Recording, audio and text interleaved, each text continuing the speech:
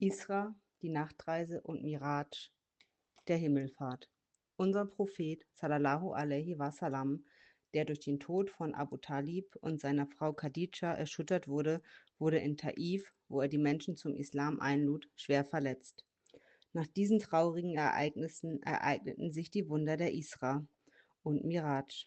Diese beiden Wunder sind eine Reise unseres Propheten sallallahu alaihi wasallam in spirituellen Dimensionen. Eines Nachts, als der ehrenwerte Prophet in Mekka in Masjid al-Haram betete, kam der Erzengel Gabriel zu ihm. Er brachte ihn von Masjid al-Haram nach Masjid al-Aqsa in Jerusalem. Von dort aus wurde unser Prophet sallallahu alaihi wasallam wieder mit dem Erzengel Gabriel in die höchste Position für einen Sterblichen namens Sidratul Muntaha erhöht. Danach wurde der ehrenwerte Prophet von zeitlichen und räumlichen Begrifflichkeiten und Einschränkungen losgelöst zum Angesicht Allahs, dem Allmächtigen, gebracht. Dass der Prophet sallallahu alaihi wasallam von Masjid al-Haram nach Masjid al-Aqsa gebracht wurde, wird als Isra bezeichnet. Seine Entrückung von dort zum Angesicht Allahs wird als Miraj bezeichnet. Im edlen Koran wird im ersten Vers der Sura al-Isra diesbezüglich verkündet: Gepriesen sei der, der seinen Diener des Nachts von der unverletzlichen Moschee zur fernsten Moschee führte, deren Umgebung wir gesegnet haben, um ihm einige von unseren Zeichen zu zeigen. Wahrlich, er ist der Hörende, der Sehende. An einem Punkt dieser wunderlichen Reise stand unser Prophet sallallahu alaihi wasallam allen Propheten als Imam vor und leitete das rituelle Gebet an. Es wird angenommen, dass der Himmelfahrt Aufstiegsvorfall in der 27. Nacht des Monats Rajab, ein Jahr vor der Hiraj, stattfand. Das Miraj-Ereignis erhöhte die Spiritualität des ehrenwerten Propheten, stärkte den Glauben der Gläubigen und vermehrte die Feindseligkeit der Polytheisten. Als der ehrenwerte Prophet den Mekkanern von diesem Vorfall erzählte, fanden sie den Aufstieg in den Himmel und die Nachtreise von Mekka nach Jerusalem unwirklich und verleugneten ihn. Zudem stellten sie Fragen über den Standort einer Karawane, die von Jerusalem nach Mekka zurückkehrte, um ihn in eine schwierige Lage zu bringen. Aber obwohl der ehrenwerte Prophet ihnen die richtige Antwort gab, bestritten sie dies weiterhin.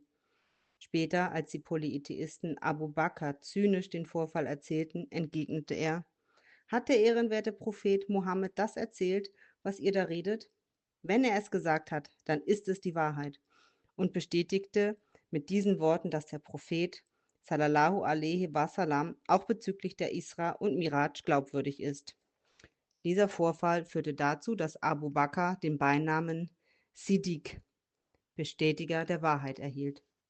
In der Nacht dieser wundersamen Reise wurde das fünfmal tägliche rituelle Gebet zur Pflicht. Die letzten Verse der Sura al-Baqarah wurden offenbart und es wurde die freudige Botschaft verkündet, dass jene, die Allah keine Partner oder Gleichgesinnte zur Seite stellen, Vergebung finden werden. In der Sura al-Isra, die diesbezüglich dieser Nacht offenbart wurde, wurden Grundprinzipien befohlen, die für alle Muslime von Bedeutung sind. Diese Grundprinzipien, die auch den Hauptcharakter des Islam definieren, sind folgende: Niemanden aus Allah zu dienen, anzubeten, Eltern gut zu behandeln, den Verwandten, den Armen und denen, die unterwegs auf der Durchreise mittellos geblieben sind, ihre Rechte zu geben, weder geizig noch verschwenderisch zu sein, mit der Sorge um Armut die eigenen Kinder nicht zu töten, sich nicht der Unzucht und dem Ehebruch zu nähern, niemanden töten, kein Leben vernichten, den Besitz einer Waise nicht zu unterschlagen, Erfüllung des Versprechens, der Gelöbnisse, Verträge und Abmachungen, beim Abmessen und Auswiegen aufrichtig und ehrlich zu sein, einer Sache nicht beharrlich nachzugehen, über die kein ausreichendes Wissen vorhanden ist, nicht mit Stolz und Arroganz auf der Erde herumwandeln und nicht Hijra nach Medina. Hijra, die Auswanderung oder die Migration, bedeutet, um der Religion willen von einem Ort zum anderen auszuwandern. Die Migration des ehrenwerten Propheten sallallahu alaihi wasallam und der Muslime, die an ihn glaubten, um 622 nach Christus von Mekka nach Medina wurde als Hijra, Auswanderung, bezeichnet. Nach dem zweiten Akaba-Abkommen gab unser Prophet sallallahu alaihi wasallam seinen Gefährten, die unter schwierigen Bedingungen in Mekka lebten, die Erlaubnis, nach Medina auszuwandern. Daraufhin wanderten zum ersten Mal Amir Rabia und seine Frau Leila hierher aus. Später verließen auch die anderen Gefährten Mekka in Gruppen. Bevor diese Migration begann, gab es schon einige Gefährten, die von Mekka nach Medina gingen.